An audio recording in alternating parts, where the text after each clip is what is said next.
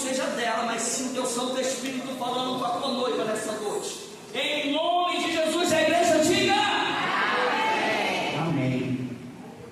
Glória a Deus. A paz, Senhor Jesus, amados. Amém. Salmos de número 62, verso 1, que diz: a minha alma espera somente em Deus, dele vem a minha salvação. Glórias a Jesus. Obrigada pelo convite de ministrar a palavra do Senhor mais uma vez. E como a igreja pode se sentar, em nome de Jesus. Como de costume, vou começar da forma didática, como eu gosto. E como o Senhor ministra ao meu coração. Você sabe, o livro de Salmos é um compilado de orações, de poemas, de canções, escrita por pessoas variadas, como Davi, inclusive é o caso deste salmo, Moisés, Asaf, filhos de Coré, e outros que nem são citados, são anônimos, e alguns desses são tão antigos que datam lá da época de Moisés, de Esdras, enfim, mas traz sempre revelações tão atuais para a minha vida, para a tua vida. Este salmo escolhido, de número 62, é uma composição musical escrita por Davi, e a gente vai perceber uma coisa um pouco comum, que são repetições, cujo objetivo é dar ênfase àquilo que se quer falar dentro desse texto ou dentro dessa música. Mas este salmo, ele não é um salmo comum. Ele é um salmo de um tempo, de um momento muito difícil. É um tempo de traição. É um tempo que Davi está passando uma grande pressão, está passando por um grande momento de estresse e tensão emocional. Esse salmo, ele vai relatar que ele está no momento em que está rodeado de inimigos íntimos, ou seja, pessoas próximas a ele, pessoas que têm acesso a ele, pessoas que na sua frente o estão abençoando, mas nas suas costas o estão amaldiçoando. Este salmo, ele vai nos mostrar que ele é uma mescla entre frases bonitas que Davi vai demonstrar onde é que está firmado a sua fé, a sua confiança e a sua esperança, e ao mesmo tempo ele vai relatar aquilo que está se passando dentro dele e como ele está reagindo diante dessa situação. Então Davi, nesse momento, este salmo vai retratar que ele está sofrendo uma tentativa de golpe contra a sua liderança. Alguém está tentando tirar a sua liderança, o seu reino. Esse alguém é o seu filho Absalão. A Bíblia vai nos mostrar que Absalão está extremamente insatisfeito, está indignado com os problemas da sua casa, da sua família, está insatisfeito com algumas falhas do seu pai como líder, do seu pai como pai e como sacerdote do seu lar. E essa situação ela vai piorar quando o seu irmão Amnon vai estuprar sua irmã Tamar. Então a coisa vai tomar um rumo diferente por causa dessa insatisfação, porque Absalão, juntamente com outros homens que agora não conseguem enxergar mais nada de bom em Davi como líder, porque assim são os insatisfeitos. Quando eles cismam com alguma coisa, parece que não existe mais nada de bom que a pessoa faça, só consegue enxergar coisas ruins, coisas erradas. Parece que tudo que a pessoa faz agora é errado. Assim estava Absalão olhando para a liderança do seu pai, que tinha feito tantas coisas maravilhosas em prol do seu reino, em prol de Israel, durante mais de 40 anos reinando sobre eles. E ele se junta com pessoas influentes sobre o povo, com pessoas que conseguem legalidade e poder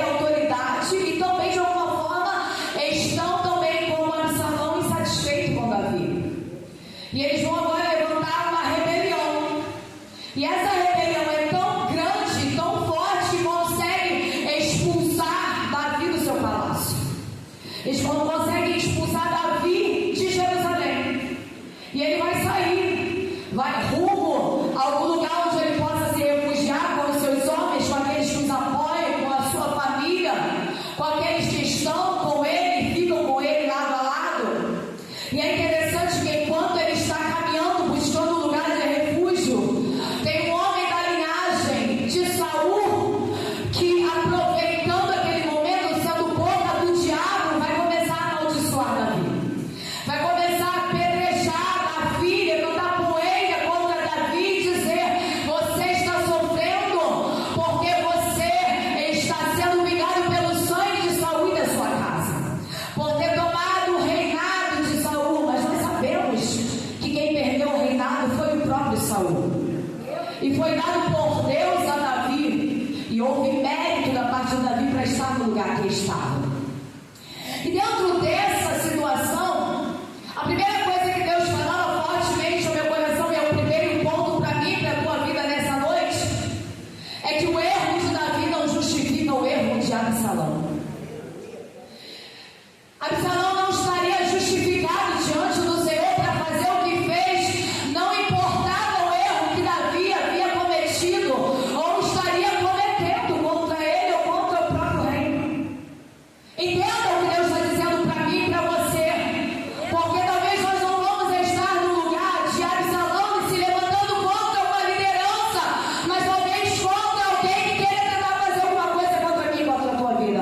E Deus neste instante já está te dizendo: não tem justificativa. A Bíblia nos ensina que não se paga mal com mal. A Bíblia nos ensina a orar pelos que nos perseguem. Não é verdade? Você conhece a palavra do Senhor.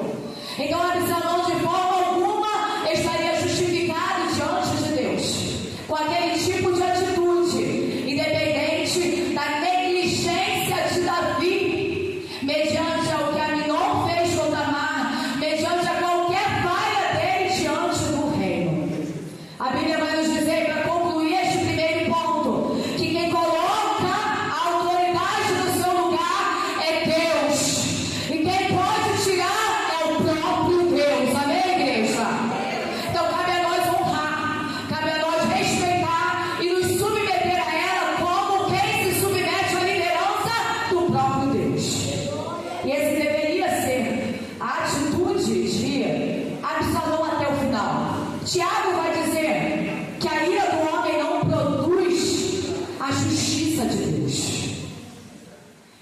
E Paulo, ainda sendo usado pelo Deus, vai dizer: minha é a vingança, diz o Senhor.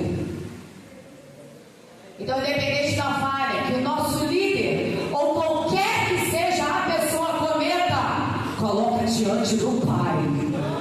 Deixa diante dele em oração. Deixa ele tratar, deixa ele trabalhar. Não queira fazer justiça com as suas próprias mãos, porque aí nós perdemos a razão. Davi vai declarar no verso 3: até quando vocês atacarão o homem que estão com o muro inclinado, como uma cerca prestes a cair? Porque essa é a sensação que ele está diante do processo. Ele está se sentindo dessa forma. Abaixo de Deus, o rei, ele representava o povo diante das ações diplomaticamente e diante das ações até diante da guerra. Ele era como uma proteção para o seu povo. Abaixo de Deus, o povo olhava para o rei como aquele que protegia os seus liderados, o seu povo. Então ele está se colocando exatamente como um muro inclinando, como a cerca inclinando, porque a sua alma está batida, a sua alma está entristecida com a situação. Porque naquele momento ele se sente perdendo a estabilidade, normal. Está se sentindo perdendo a segurança, normal. E Davi ainda vai dizer assim: todo o propósito deles, no verso 4, é derribá-lo da sua posição elevada. Porque Davi sabe que o intuito dele é ser realmente derrubado. Ali não era uma questão apenas de vingar aquilo que Aminon fez com Tamar. Ali era uma questão realmente de Absalão já estar com seu coração completamente dominado pelo maligno para tomar a liderança.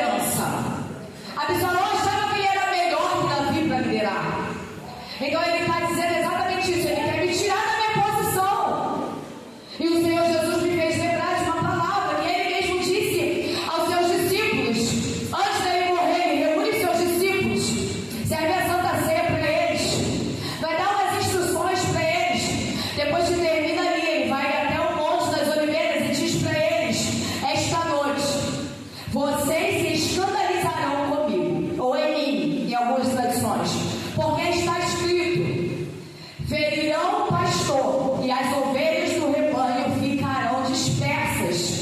Porque essa era a profecia de Zacarias acerca de Jesus, e ela se conclui aqui neste momento, aonde Jesus sabia que o intuito daqueles homens, dos fariseus, dos líderes religiosos hipócritas, carnais, que incitavam toda a cúpula romana para levá-lo à morte, era tão somente para dispersar o povo que andava atrás de Jesus, ovacionando ele, reconhecendo a liderança dele, reconhecendo que ele era o Messias, o enviado de Deus.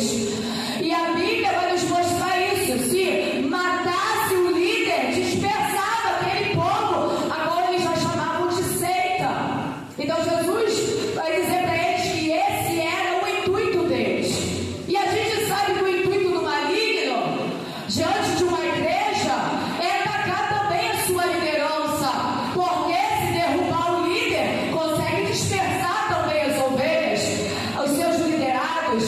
Mas não só apenas falando de líder. Qual é o intuito do diabo? Nos arrancar da nossa posição. Porque o reino de Deus foi estabelecido nessa terra, e está contando com quem? Levanta a sua mãozinha bonita para o céu. Está contando comigo e contigo para fazer essa linda obra.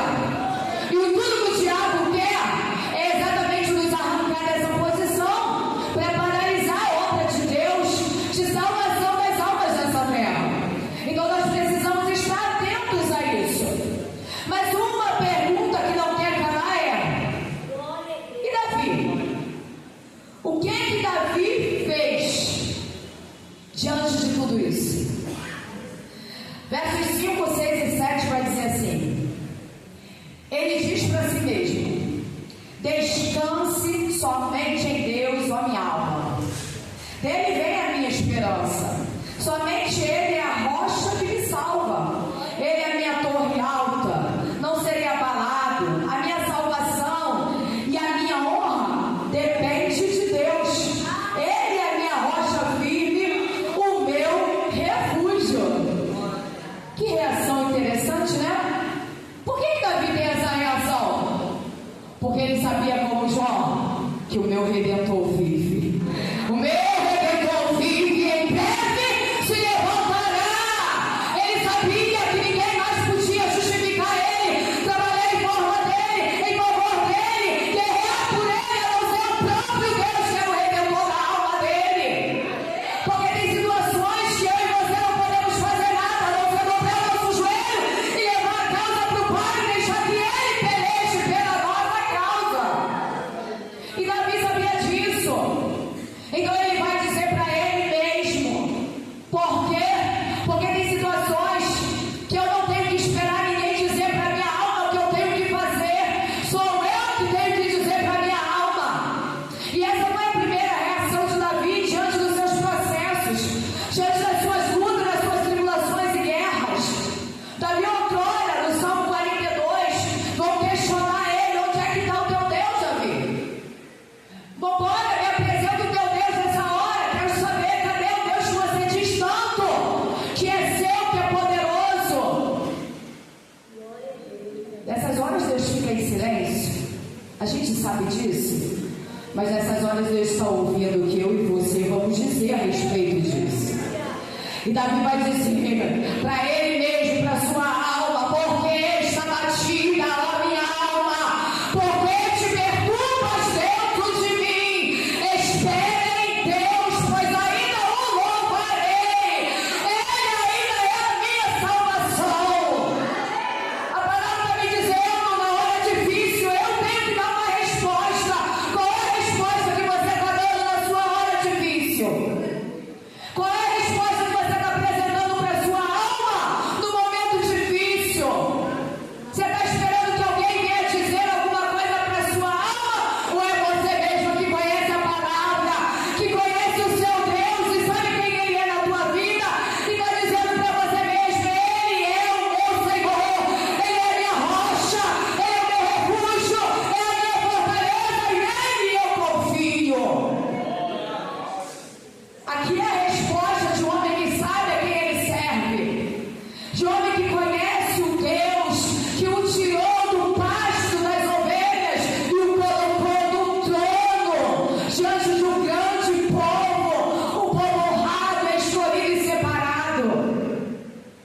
sabe de onde Deus te tirou? Você lembra de onde Deus te tirou? Você lembra como estava a sua vida e aonde você está agora? E quem você é agora? Príncipe e princesa, filhos amados do Pai? É isso que Davi está dizendo. Não espere ninguém dizer para sua alma o que ela deve fazer. Diga você mesmo. Porque quando os momentos difíceis eu tive, e eu tive que cantar para mim mesma: aquieta minha alma, faz meu coração ouvir tua voz. Às vezes a gente não consegue falar, só chora. Às vezes tudo que a gente lembra de uma canção como essa, baseada na palavra, para dizer para a alma que o Senhor está ali conosco, que Ele não nos abandonou, embora esteja em silêncio trabalhando. Nesse momento, é um momento crucial, um momento de vulnerabilidade da nossa alma. É um momento que o Senhor quer saber aonde é que eu estou apoiando a minha fé, aonde eu estou apoiando a minha vida, qual é a base que sustenta a minha fé, a minha declaração de fé, qual é a base que sustenta a tua declaração de fé. Não é quando tudo está bem, nós estamos sorrindo, é no momento que a lágrima está descendo, que tudo parece um obscuro, que a gente não compreende nada. É o momento que eu quero declarar minha fé. É o momento que Davi está mostrando onde é que está arraigada a vida dele. E arraigado quer dizer enraizado, bem alicerçado, bem aprofundado. Aonde é que está arraigada a sua fé?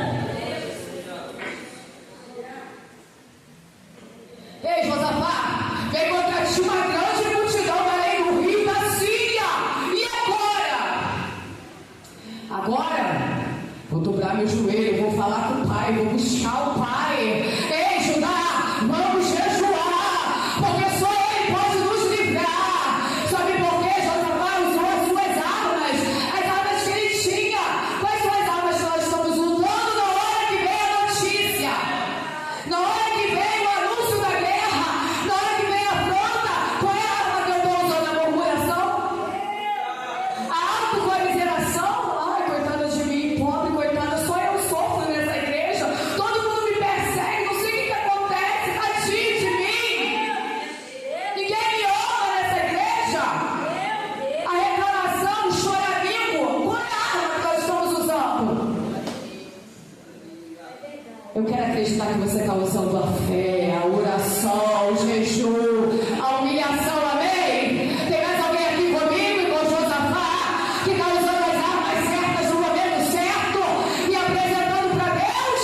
É isso que Ele espera de mim e de você, porque nos momentos da dificuldade a Bíblia vai dizer: ei, traz à memória aquilo que dá esperança, porque naquele momento eu tenho certeza, a Bíblia não diz, mas Ele estava lembrando: ai, o Senhor me prometeu um trono, Ele me levou e eu sentei nesse trono, Ele cumpre promessa, Ele é poderoso, Ele não é homem para que minta, nem filho do homem para que se arrependa.